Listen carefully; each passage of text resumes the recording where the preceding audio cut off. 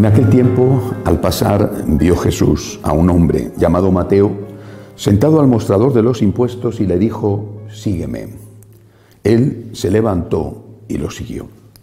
Estando en la casa, sentado a la mesa, muchos publicanos y pecadores que habían acudido se sentaban con Jesús y sus discípulos. Los fariseos, al verlo, preguntaron a los discípulos: «¿Cómo es que vuestro maestro come con publicanos y pecadores?». Jesús lo oyó y dijo: «No tienen necesidad de médico los sanos, sino los enfermos. Andad, aprended lo que significa misericordia quiero y no sacrificio, que no he venido a llamar a justos, sino a pecadores». Palabra del Señor. Gloria a ti, Señor Jesús. Este fragmento que San Mateo cuenta de sí mismo, es decir, en su Evangelio, está contando cómo fue su propia vocación, su propia llamada por parte de Jesús, cuando le encuentra y le dice: «Sígueme», y después Mateo le recibe en su casa. Nos viene muy bien para hablar sobre el concepto de la misericordia, de la compasión de Cristo.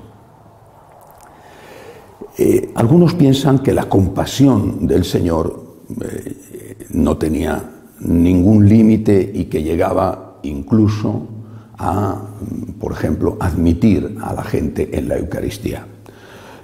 Esto es una deducción que hacen porque cuando el Señor instituye la Eucaristía es justo antes de salir para el huerto de los olivos, y que sepamos no invita a la Eucaristía, no, qué sé yo, a Caifás o a Pilatos. Bueno, pero lo que sí sabemos es que, son palabras de él, es que esa compasión tenía como objetivo preferente a aquellos que necesitaban la compasión.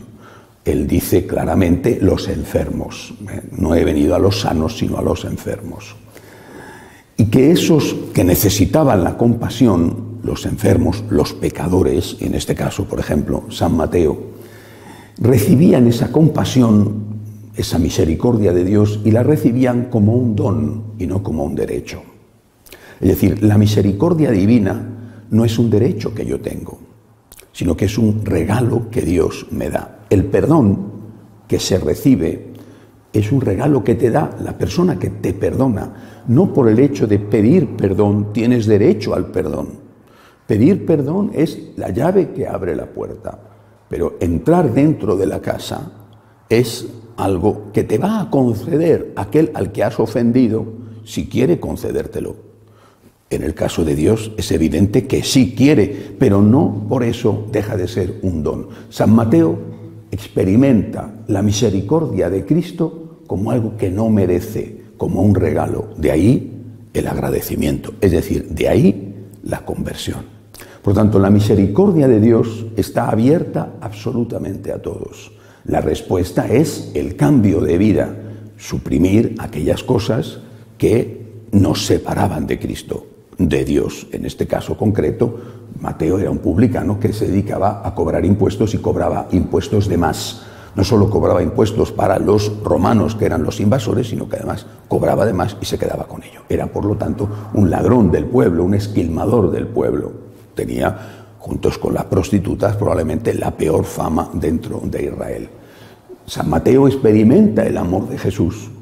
Lo experimenta como algo que él no merece, que es incluso sorprendente que alguien con fama de rabino, de maestro, de bueno, se acerque a él y le acepte a él en su seguimiento y acepte comer en su casa. Cristo muestra su misericordia con el perdón, pero el otro tiene que hacer un cambio. Es decir, San Mateo, después de experimentar la misericordia divina, no siguió cobrando impuestos. La Magdalena, después de experimentar el amor divino, la misericordia divina, la compasión del Señor, no siguió trabajando de prostituta. Esto es lo que algunos no terminan de entender. Es decir, la misericordia de Dios no es un derecho que tenemos, es un regalo inmerecido que Dios nos da. Dios nos perdona y al hacerlo muestra su compasión y su misericordia. Pero tiene que haber una respuesta: la conversión, el cambio de vida. Magdalena dejó de ser prostituta y Mateo dejó de ser ladrón, y aquel Simón llamado el Zelota es decir, que pertenecía a la banda de los celotas, de los que hacían atentados contra los romanos, abandonó la sica, abandonó el puñal con el que hacían esos atentados para seguir a Cristo. Son conversiones. Hecha la conversión, cuando ya tú, al menos en tu interior, has tomado la decisión, has expresado tu arrepentimiento, le has prometido al Señor que vas a luchar con todas tus fuerzas para que eso no suceda más, entonces sí. Entonces ya estás en condiciones de entrar hasta dentro de la casa, es decir, hasta la comunión. ¿Significa esto, es decir, que hasta que no haces la conversión no puedes comulgar? ¿Significa que no tienes sitio en la iglesia? La iglesia siempre, no ahora, sino siempre ha dicho que es la casa de todos.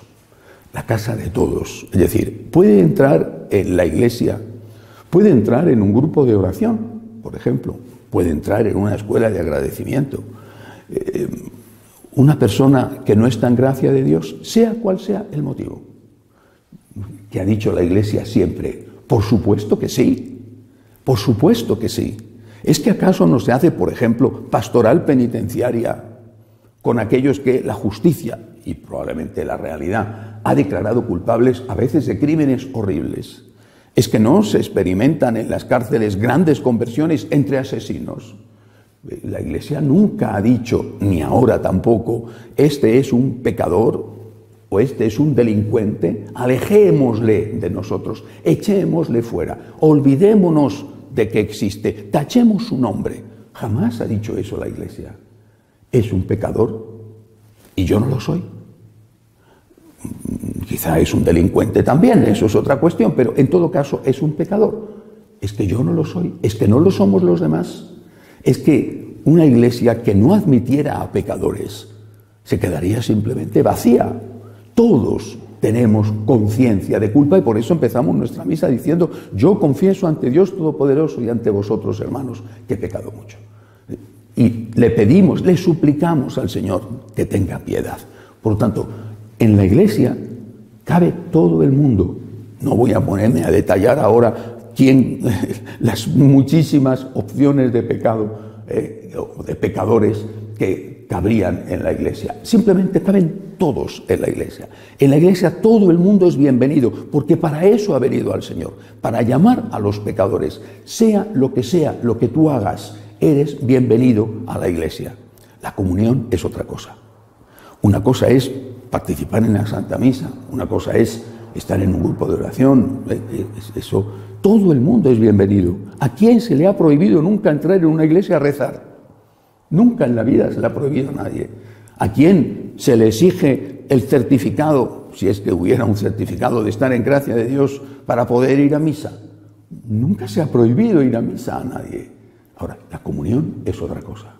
Es decir, el pecador que experimenta la misericordia divina, que se da cuenta de que esa misericordia no la merece, que no es un derecho que él tiene, sino que es un regalo que Dios da y que ha dado hasta el extremo de derramar su sangre, ese pecador, cuando da el paso a la conversión, ese pecador no solamente es bienvenido en la iglesia, sino que es bienvenido a la comunión. Lo íntimo, estar en comunión con alguien, es decir, estar aceptando lo que ese alguien, en este caso Jesucristo, enseña, y estar sin enfadarse con él, sin ofenderle a él, eso es válido. La admisión a eso íntimo es válido cuando tú estás en esa doble comunión de ideas y de vida. ¿Cómo vas a comulgar con alguien cuando no comulgas con ese alguien en lo que él enseña, o cuando le has ofendido gravemente a ese alguien? No puede haber comunión cuando hay ofensa. Es algo lógico, no solamente es la enseñanza de la Iglesia y de la palabra de Dios, es que es algo de sentido común. El Señor dice, si te acuerdas antes de presentar tu ofrenda en el altar de que un hermano tuyo tiene algo contra ti, vete primero a reconciliarte con tu hermano y luego ven a presentar tu ofrenda. Aunque él no está hablando en ese momento específicamente de la comunión, se refiere a la comunión eucarística. Es decir, no puedes decir que estás en comunión con Dios cuando has ofendido gravemente a tu hermano, Cuando has cometido un pecado mortal, eres bienvenido a la iglesia siempre, pero a la comunión, para comulgar hay que estar en comunión, aceptar la enseñanza de la iglesia y además no tener ofensas graves hacia ese Dios tan bueno que te ha perdonado y te ha dado la oportunidad de que vuelvas a empezar. Insisto, la misericordia es un don, la Eucaristía es un don, no es un derecho, es un regalo de Dios.